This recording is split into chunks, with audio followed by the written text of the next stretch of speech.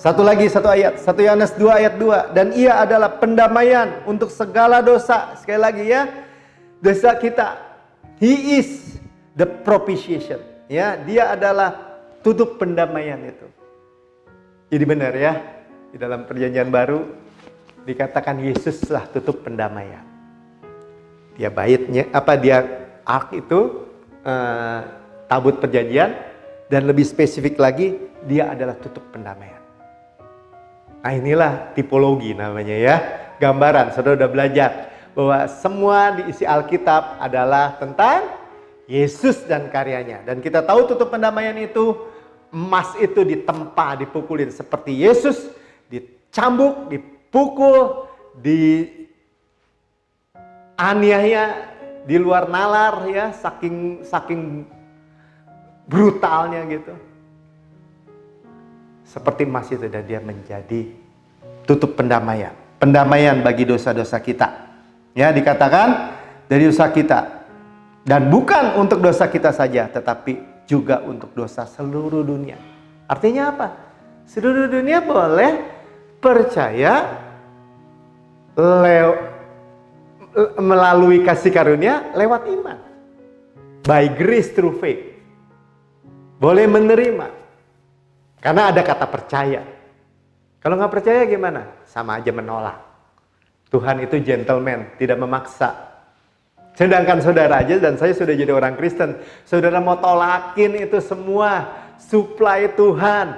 Kemakmuran, kesehatan, dimudahkan lagi, kesejahteraan atau kelimpahan hubungan dengan suami, dengan istri, dengan anak-anak. Berkat-berkat di pekerjaan, di bisnis, di segala aspek usaha, saudara mau tolak, nggak bisa apa-apa, tapi suplainya tetap jalan. Masa Tuhan nggak paksa Pak? Tuhan berikan kabar lagi, berikan berita lagi. Karena itu musuh tahu, kalau saudara dan saya mengharapkan lagi berkat-berkat Tuhan itu lewat hukum Taurat, upaya usaha, perform diri saudara.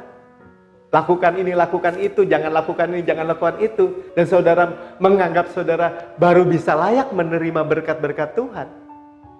Itu dikatakan iman menjadi sia-sia. Janji menjadi batal. Yesus tidak berefek dalam kehidupan kita. Kalau mengharapkan dari hukum Taurat. Jadi mengharapkannya lewat mana dong Pak? Lewat percaya, memandang Yesus, mendapat pewahyuan tentang Yesus, lebih lagi dan lebih lagi, saudara tinggal aminkan, saya tinggal terima, percaya, menerima, dan menikmati. Masa segampang itu Pak? Gampang sekali. Tetapi banyak orang yang tidak suka mendengar ini.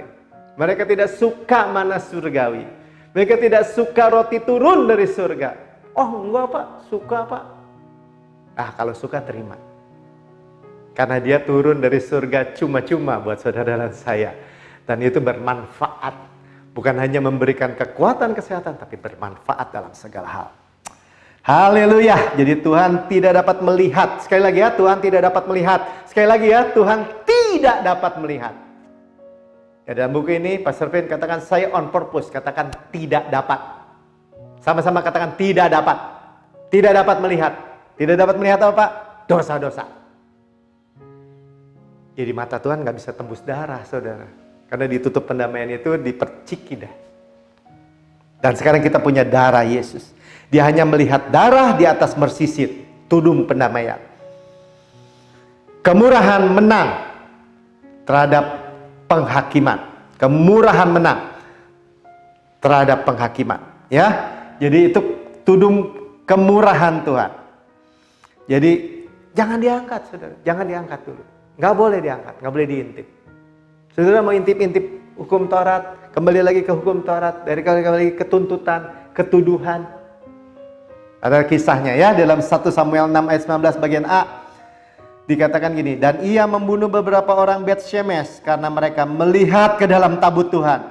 Ia membunuh 70 orang dari rakyat itu. Tuhan tidak mau manusia itu mengintip atau buka penutup dari tudung pendamaian itu. Atau melihat 10 perintah Allah itu. Bahkan kalau di rumah beberapa orang Kristen ditaruh posternya. 10 perintah Allah, 1, 2, 3, 4. Supaya apa? Supaya jangan lupa katanya. Saudara, Tuhan menyimpan 10 perintah Allah itu, 2 loh batu itu tersembunyi di bawah mersisit. Nah, saudara, putuskan sendiri. Kalau ada, ya, oh ada Pak di rumah saya. Ya, Tuhan taruh di bawah mersisit.